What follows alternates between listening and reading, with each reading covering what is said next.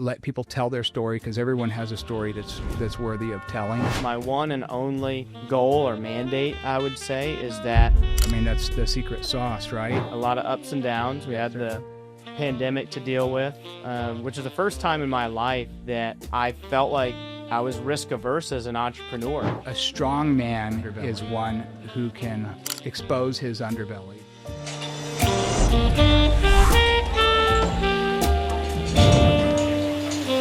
All right, welcome back to the Lounge Podcast here at the Gents Place in Frisco at Dallas Cowboys headquarters. I've got a very special, I'm not even going to call you a guest. I said this is a conversation with just two guys, so you can treat me as guest if you want to, since you're an owner in the brand. Okay. But I've got a very special friend of mine and owner in the Gents Place, Glenn Franson, who came in from San Antonio today. We had a observation day, which means franchise candidates have shown interest in opening a Gents Place, and we take them through a process. So Glenn and I just finished that and got some good candidates today. I sure did. I feel really good about them.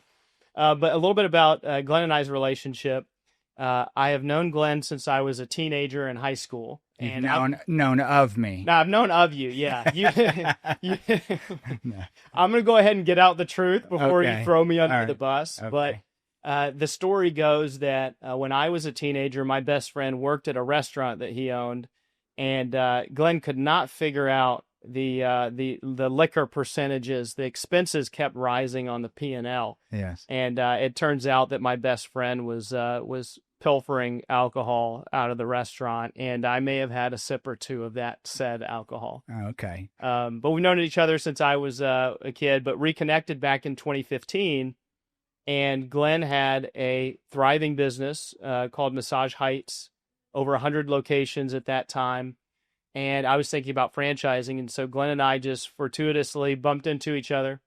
And I told him I was thinking about franchising. He said he was in the business, which I had known already because we had even done some work. That friend, actually the friend that stole the alcohol from you, I hired at the insurance company, and then he ended up insuring like the first 50 or so Massage Heights locations. I forgot about that. He did. So long story short, we decided to partner in the franchising of the Gents Place. And so Glenn is an owner in the brand and a dear friend of mine.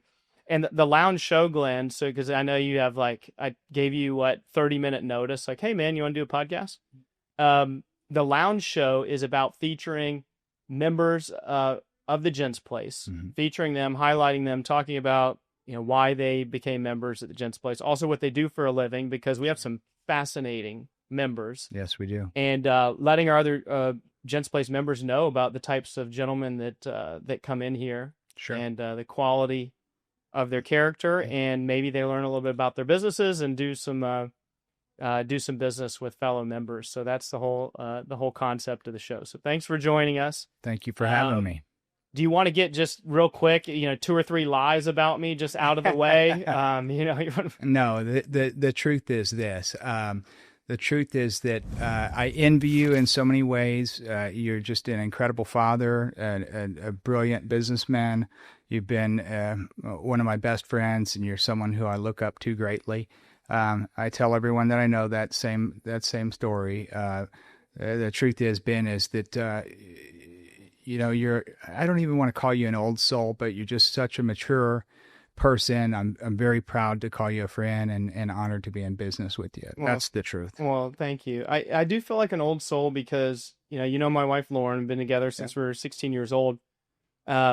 We always felt like we should have been born and living in the 50s and 60s. Because, you hear that music. Yeah. And we're like, man, they don't make music like that anymore. And you watch the shows. Yeah. And how men treated women back in the day. I know there's a dark side.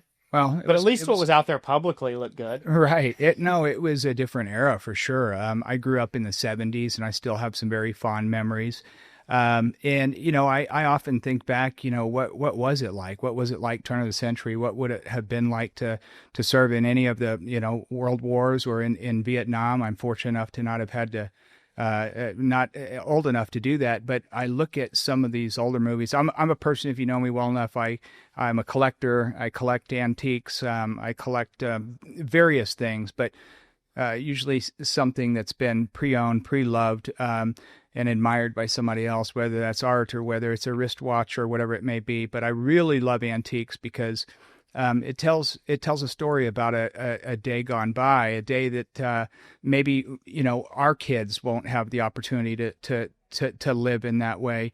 I think that there's something that is true to the statement that all of our grandparents said was, this generation of yours is, of course, losing all its moral fiber. And, but wow, what a beautiful time, 40s, 50s, 70s in America. And I feel like we potentially, could have this Renaissance period ahead of us. I'm actually really excited about what the future holds, and with hope that more people will kind of become their authentic selves, live their lives the way that I think that God intended us, the way that we're most happy, and which is a simpler kind of life.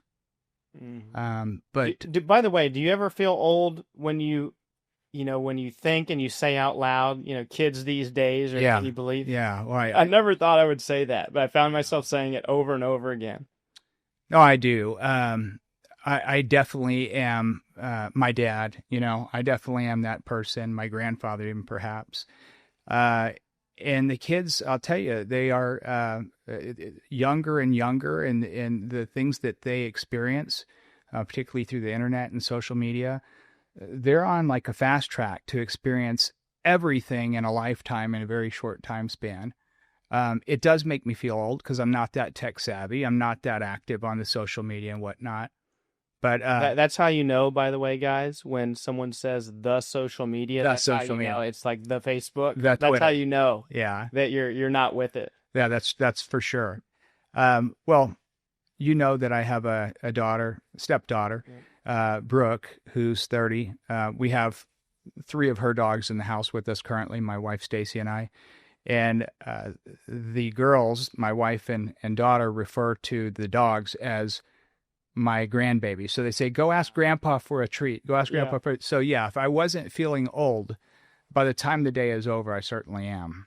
Yeah. Well, the lounge is going to be a show where I know at some point, I don't know if it's going to be explicit or not. I've got to think about all the rules. If I'm going to ask someone like, okay, man, we know you came on the show to sell something. What are you going to sell? Because we do want our members doing business with other members. Sure. So I want that to be part of the show where if you're the world's best insurance adjuster or, or got the yogurt shop down the street or custom clother, we want you to buy stuff. But I feel like, if I asked you what you're going to sell, you're going to try to sell one of these dogs or all 3.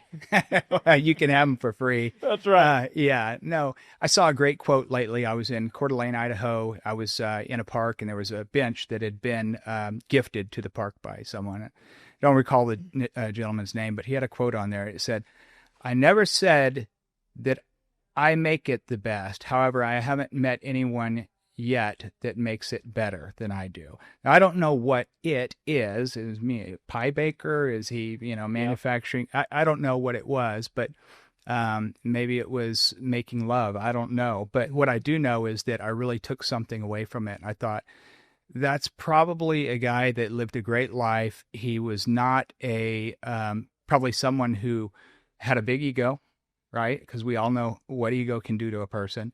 But he believed in himself. He had confidence in himself. And I think the fact that he left a park bench to a city park probably says lots about him. But it was interesting you went that path. No, the dogs, come and get them. My address is I've actually been right now, I'm helping a gentleman by the name of Gary in San Antonio, has just got out of the service. He was a dog trainer in the service for 20 years. He's just retired a year ago, and he started a dog training business. And so I'm helping him build a strategy right now on how he's, handling the marketing side of it and the business aspect of it. He's been a dog trainer, and that's what he does. So my hopes are that if I give him a couple more hours this next week, that he's going to end up taking my dogs in and training them maybe at a discount, because God, I it can it only is hope for expensive. that, man, Yeah, for you. So I need it. you've I got need you've got you've got barking dogs on Zoom every time I talk to you. So it. and I can see your body language as soon as the dog barks for the first time. Your entire demeanor changes. So Well, I absolutely love dogs, though. I mean, they are man's best friend, and there's nothing more loyal. And I can't imagine life without dogs. They're amazing. you mentioned something earlier about well, I'll actually come back to that. I'll come back to that because I want to talk about some business stuff. Um, let's go back to 2015 when you and I bumped into each other in San Diego, Okay. and you realized I was the guy that was drinking all your alcohol Yeah. as a teen, Right. and then that said guy wants to potentially do business with you. Yeah. What was it about the Gents Place or about me or the opportunity or whatever it was that from your side felt like it caused things to kind of come together? Yeah, it's a great question, Ben. Um, the reality is, if you know me well, I'll help anyone with anything, right? If someone asks me for help moving, I'm the guy who'll do it. Don't call me for moving, but I just thought, hey, here's a guy who reminds me of myself 10 years ago.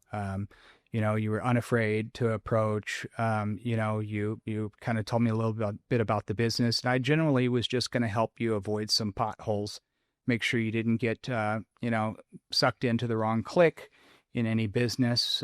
You have people that are that are doing it right, and you have others that are just in it for themselves. And I just wanted to kind of steer you. And so what happened is we had our first phone call. I think I was considering you to be a mentee. And I realized that, first of all, you're incredibly intelligent. And second of all, you kept telling me, this is more than just a haircut. And so it intrigued me. So I made a trip up to Dallas a week or two later, and I saw for myself. And I saw the level of passion that you have for the brand, for the community and a community of members, as well as the community at large. And I think anyone who meets you or that comes to the Gents Place, they know that this is something special. It's lightning in a bottle. And I've always told you, Gents Place, whatever it is that you put your mind to, you are incredibly successful, will only be more and more successful because you define success very differently than most. And here comes the part where I say you're an old soul, right? I think you've lived a lifetime of experiences that hopefully most people don't have to, but you've learned a lot, and you're a great teacher as well. I learn from you all the time. So for me, a business is not about, what does the bottom line look like? How much money can be made? It's about whether or not I enjoy the people. Do we share values? Do we see the same vision? Who's steering the ship? Is this where I want to spend my time? And for me, it was an absolute no-brainer to work with you, and I've enjoyed every day of it since. It's been fun, man. It's been a fun journey. It's been a lot of ups and downs. We had the pandemic to deal with, which is the first time in my life that I felt like I was risk averse as an entrepreneur. All these other guys were taking PPP money and ERC money, and taking loans and doing this and growing their franchise brands. And it was the first time where I said, we're not going to franchise. Yeah. I don't want to franchise. I don't want to open another location. I just want to focus on what we have. Yeah. It was a really scary time. But it was the first time that I pulled back, and I'm really glad that we did, because now we've awarded like 15 or 20 franchise licenses since we started franchising again. Okay, I want to go back to the park bench thing, because one of the things after we met and we started talking about business partnership, I remember you wanting to kind of see where my head was on the future, not only for the company, but also me inside the company. And I remember having this conversation with you where I told you something to the effect of, kind of similar to the guy at the park bench, like, I'm the guy that's taken it to this place. I can't think of anybody better to lead the company going forward. But if there is somebody better, I'll happily step aside. Yeah. And it's not my baby from that standpoint, like, or maybe it is my baby and I just want to see my baby grow to be the best version of itself. And if that means that someone else needs to be CEO or COO or whatever, that's what needs to happen. And it wasn't like, Glenn, this is my thing, I'm going to do it. And I just remember you reacting really positively to that. Like, wow, this guy, he gets it. He really wants what's best for the business, and he's not power hungry for the position. Do you remember us talking about that? No, absolutely. And you absolutely are the best person. You continue to be the best person. I think you'll always be the best person. The question is that how long do you want to go? How long can you go? What are the things come into your life that take precedence? And when that day comes, it'll be very difficult. It'll be very big shoes to fill. It makes me think we need to really consider that strategically, like what would happen in that scenario, and do we have the proper coverages in place to ensure if something horrible were to happen to you that we could continue to operate, not only from a capital standpoint but just from systems and all the intellectual capital that you hold. We really do need to focus in those areas, because anything can happen at any time. We all know people, in particular, in and around post-pandemic, where I think we all know people that have just suddenly developed. Here one day, gone the next. Absolutely. We just had a franchise candidate tell us he's mowing the lawn of one of his Airbnbs, and a piece of shrapnel spins out of the bottom of the lawnmower and comes and clips his head. More than clips, lacerates his head. 4 millimeters from hitting the brain matter. Yeah. And, you can't really explain the trajectory of the metal. It came out the back of it, and somehow the physics don't even make sense, but it gashed him pretty bad. And he luckily was found by a maid that was coming to clean the house, and she got him to the emergency room. I myself have had some close calls, as you know. Yeah. I was talking to someone the other day. I've had 4 very close calls with death. We're not guaranteed tomorrow. We're here today. It would please you to know, though, I didn't tell you that we did re-up the life insurance, the key man insurance at the company. We doubled the value. So I'm not going to tell anybody how much we have, because I don't want them doing a side deal with you. They try to off me and then collect some of the money. You're worth every penny of it, Ben. But yeah, we are properly insured here, so don't worry about that. And we do have a great team. Liz was here earlier in our observation day. She's 12 plus years with the brand, now became a business owner, director of operations. We're sitting in Frisco. Kinsey has been with us for 13 years, who's the club operations leader, so runs the show here. A lot of 10 plus year team members in the business. Wow. Just some incredible people that have been with the brand almost from the beginning. So unique, so rare. Did you hear when we went to the break room earlier, did you hear the young lady say, well, I'm one of the newer ones here. I've only been here since 2023. Yeah, I heard her say it. In the hair industry, that's so uncommon. Oh, it totally is. It speaks volumes about the culture here. That's the secret sauce, right? You're famous for quoting Drucker, I believe. Culture eats strategy for breakfast. Yes. You truly believe it, and you live it every day. Your employees live it. And I just think about all the people that you're touching. It's great that you help men look and feel their best, and they leave here and they feel like $1 million, but all of the employees, the staff members, franchisees, all of the people that you've been able to give the motivation and the guidance to, and the lessons that you've been able to share with them, and the people that you're developing. You're creating better human beings in here. And people, if they do choose to leave, they're leaving with the skill set that they didn't have before they came. They leave better. I'm glad you mentioned that. That's my one and only goal or mandate, I would say, is that you leave better than when you started. We know you may stay 6 months or 6 years or 16 years, but that when you leave, you say, I'm better off. I learned something. I grew in some way. That allows me to go to sleep at night. Yeah. If someone left saying I'm worse off, I don't think I could live with that. Maybe one time, and just it's an anomaly, but there's a lot of businesses where people go in and they leave worse off. Less money, didn't grow. bad harassment situation, all of these bad things that happen, they leave going, I wish I would have never done this. I couldn't live with myself as a business owner. Well, we just had lunch with a young woman who was there at her company for 10 years and company of all men. She helped grow the business from the ground up. Been there since day one. It was time for maternity leave and they didn't allow her to take it, right? And so she decided to go out and open her own business. And when she let them know she was leaving, and it's a special nod to you, Cecily, that, you know, they were like, well, what would it take? And she's like, nothing. You couldn't offer me anything this day. You've shown me who you are. And it's terrible to hear that. But if you want to know how we get back to 1955, that's the way we do it, Ben, is that we leave everything better than we found it, right? And if everybody would take that mindset and live, you know, that mantra, just leave things a little bit better than you found them, boy, we would be back in 1955. Yeah, so simple. Yeah, so simple. It really is. We haven't talked a lot about this show. You know, I told you I want to do this podcast studio, and we funded it, made it happen. Converted this meeting lounge into a really special place.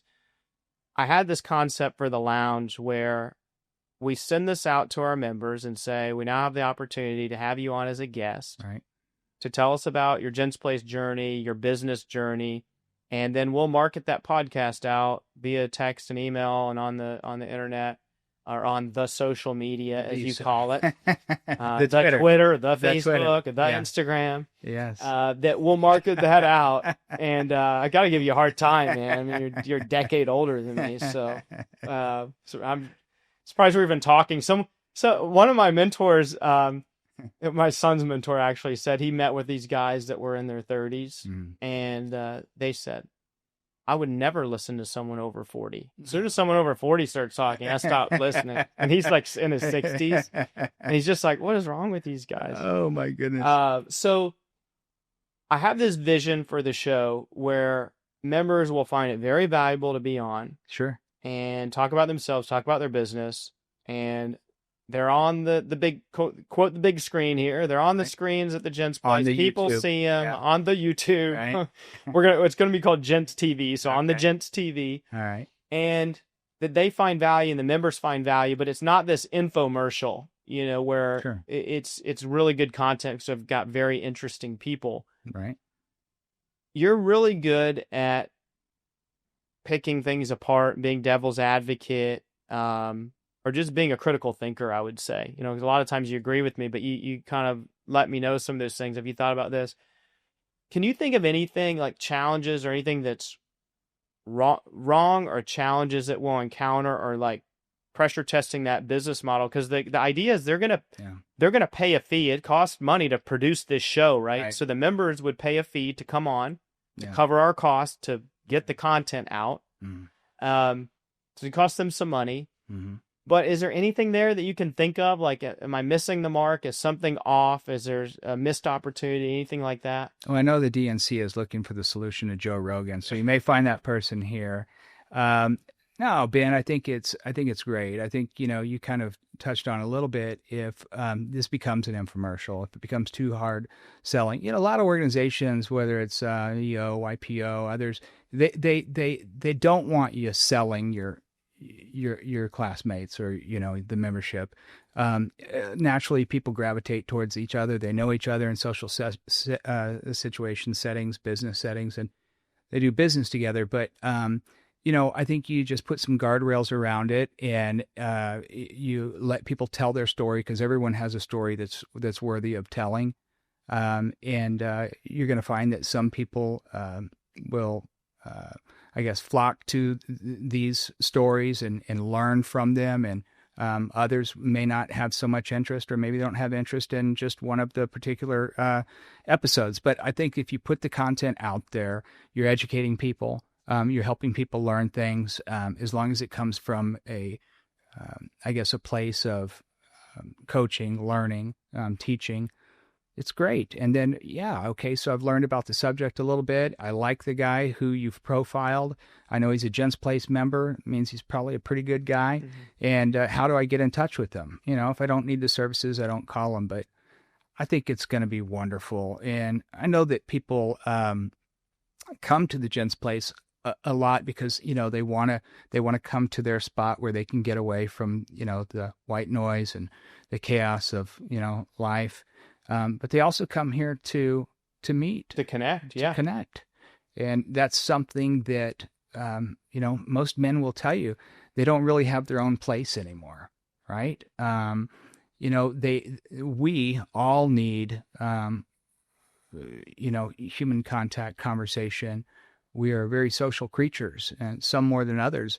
But we want to go to a place that we know people have like minds, and it's wonderful if you can even learn something in the process, right? But you want to be around people that think like you and that look at the world through the same lens or similar lens. At the same time, diversity is key to development and growth. But just being in a comfortable space where you can meet people is just hard to find. Is there any specific content as a Gents Place member, an owner in the brand, Sure. Along with me, when you get this first email or text message that says we've launched the lounge show, Yeah. to see our content, is there any content that you would like to see from us or that could be helpful for you, or types of people you'd like us to profile? Well, could you help me learn the Chat GPT? Sure. Oh yeah, that's a really good point. If we just did one episode to teach you how to learn some AI would be great. There's a lot of shift right now in energy going to nuclear. I'd love to learn more about those subjects. I'm an avid day trader, stock trader. I do some futures, but I'd love to learn more about cryptocurrency. I hold a little bit of it, but I'd like to learn about trading derivatives, futures with cryptocurrency. I mean, you name it. Our members have the backgrounds, whether it's in finance or it's operations or it's in marketing. These are interesting gentlemen that you have here, and in a key emphasis on gentlemen. It's a really great group of people who are proficient in their field. Many of them have climbed the corporate ladder, started at the bottom, worked their way up. Some of them own their own businesses. Some are executives, some aren't.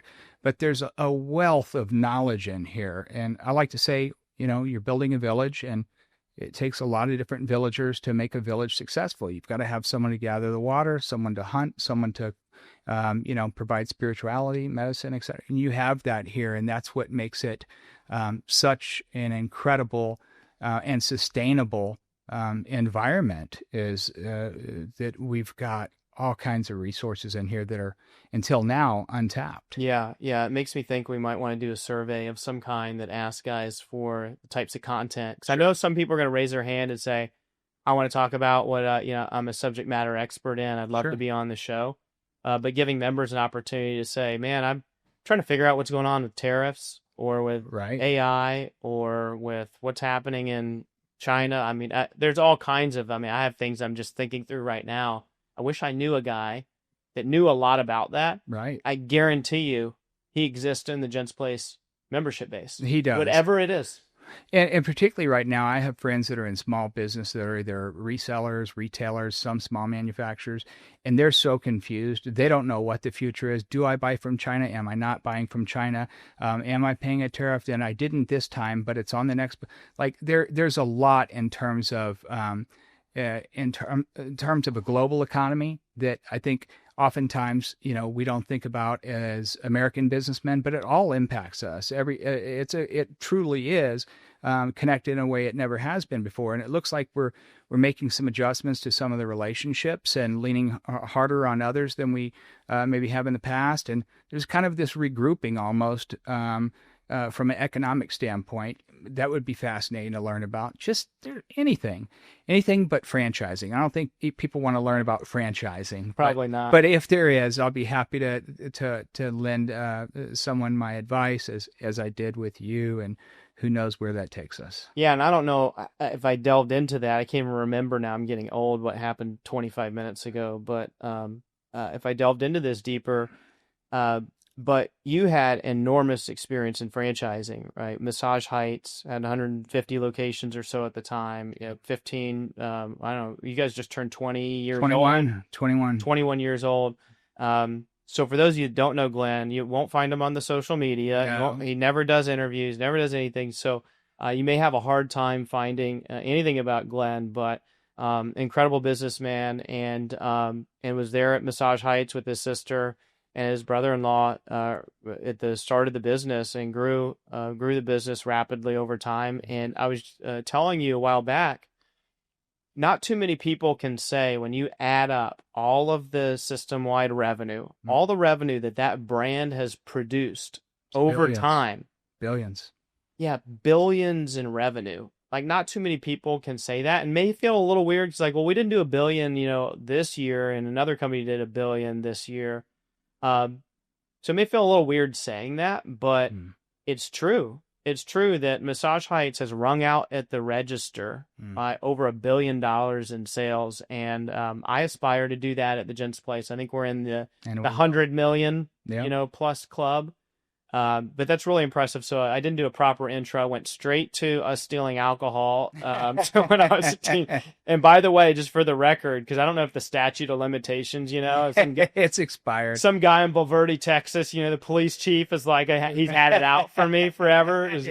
I didn't do it. Someone else did it. I'm not going to tell you his name. But his initials are MC. Yeah, his initials are MC. He didn't tell me it was stolen. I may or may not have drank anything. Yeah. I just wanted to put all those disclaimers out.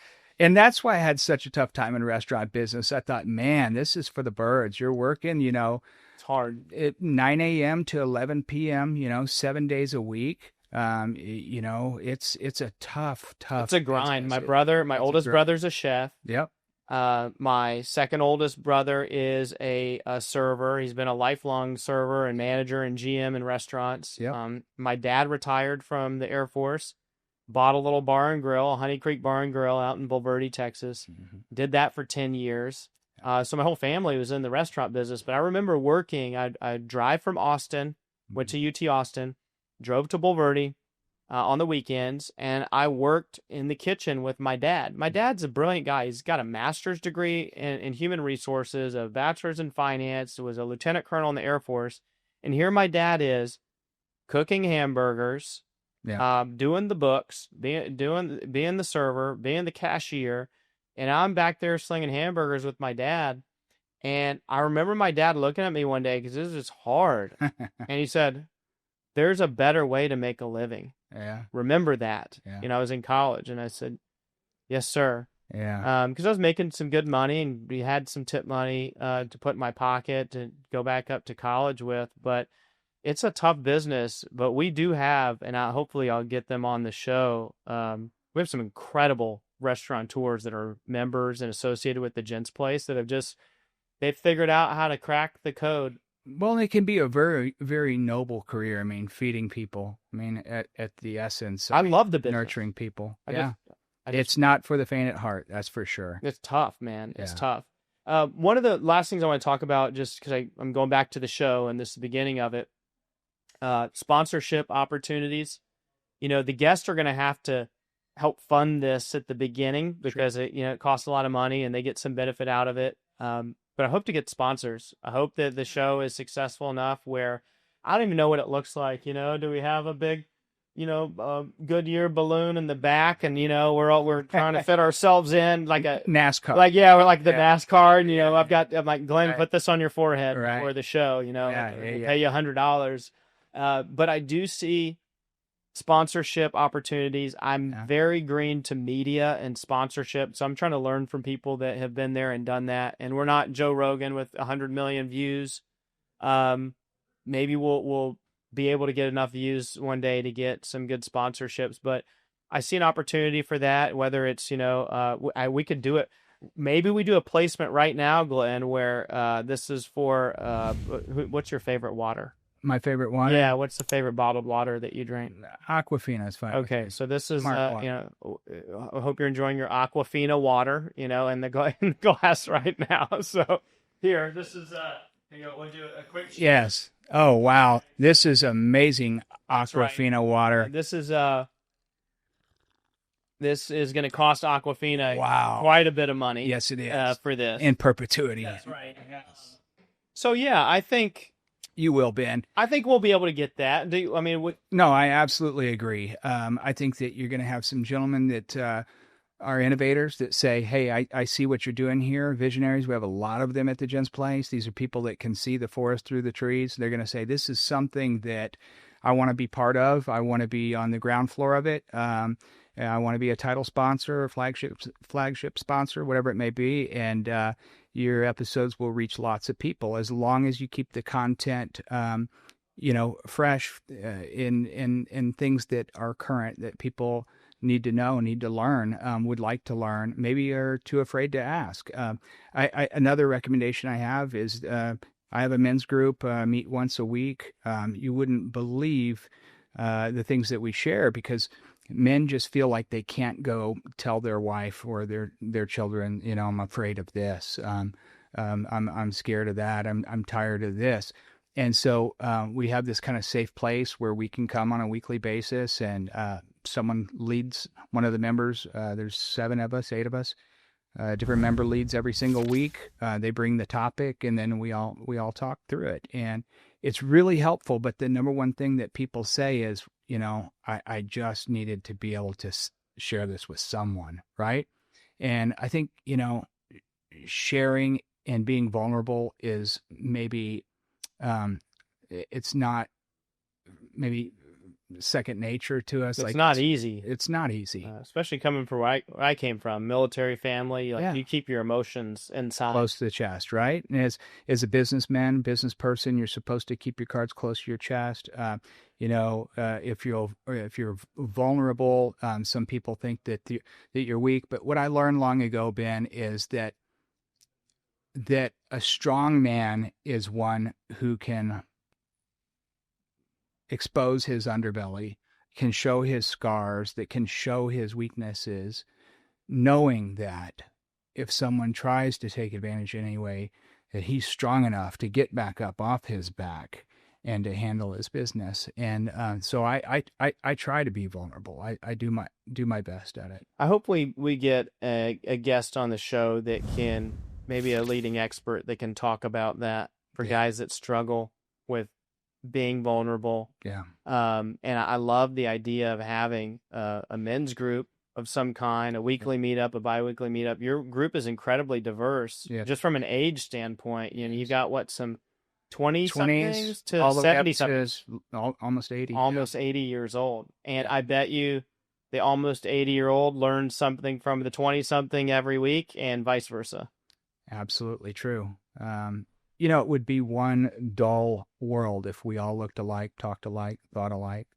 And with those age disparities or gaps, there's quite a bit of things that they find in common, but oftentimes different perspectives, different thoughts. And, it's not a judgmental place. It's one where we aren't judged for how we think or what we have to say. We've got a couple of ground rules. We keep the politics out of it.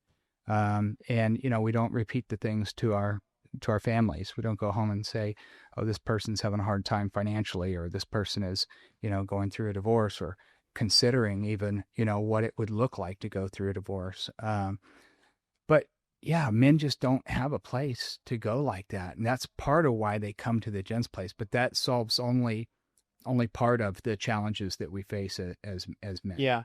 Well, hopefully this podcast will be an extension, like an arm outreach to them to come in, consume some good content that will help them in their life. Sure. Encourage them to do the best thing for themselves, which might mean maybe they watch some of our content and they finally have, the tough conversation they've needed to have with their wife or with their kid or with themselves.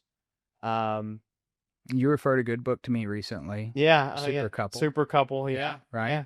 I know you endorsed that book. Yeah. Maybe this is a little nugget somebody can take away from this conversation right here. It'd be worth opening up. Yeah. I think that's going to be beyond the business side of things. I do want our guys to do business with each other, because I just know, I know, Glenn, you two need to do business together. Yeah. But hopefully there's something more holistic that can come out of it. Yeah. All right, man. Well, I know you got to catch a flight, and I appreciate you coming on short notice, having me surprise you with the podcast. Andrew, you got to help us out here, and I want this on recording. We need to bleep out Aquafina, and just all we're going to do is every time I said Aquafina, you just bleep it out, just like we did right now. You got to do it, just 5 seconds ago, bleep it out. And then I'm going to take it to Dr. Pepper Keurig headquarters, which is right here. Right. Right. I mean, like, we could insert your name. This could be you. This could be on this episode forever. Yeah, for sure. Yeah. So Glenn, thanks for coming on. Thank you for having me. And until next time on The Lounge, we'll see you guys again soon.